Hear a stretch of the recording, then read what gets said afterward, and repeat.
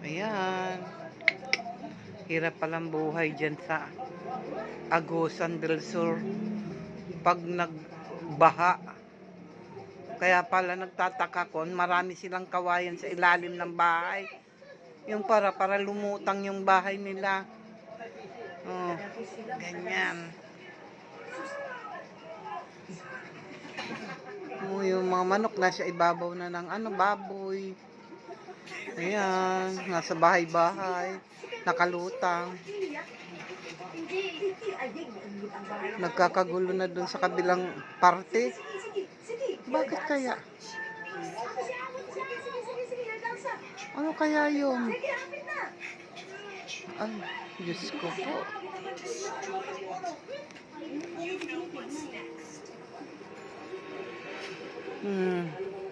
Nung panahon daw, dyan sila kumukuha.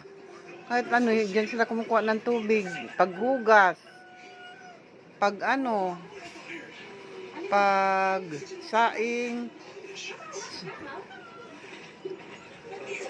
Dyan na rin naliligo.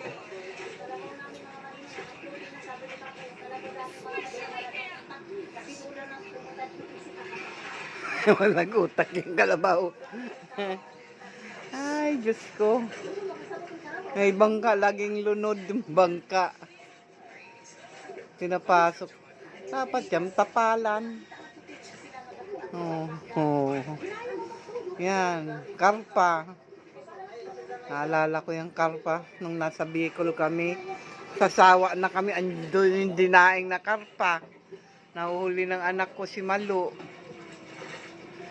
Ay, grabe pala dyan. Kaya pala sabi ko, ang lawak-lawak ng taniman. Bakit hindi sila nagtatanim ng kamatis o ano? Ganyan pala ang buhay dyan pag nag-ulan.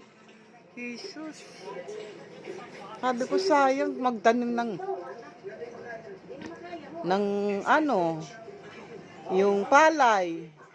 Dahil malapit sa ilog. Yung pala, ganyan pala ang sistema pag nagbabaha. Kila Aileen Khalid. Oh, sige. Wala, naano ko lang, kawawa naman pala sila dyan. Agusan Mars. Agusan del Sur. Ganyan pala. Sa Agusan.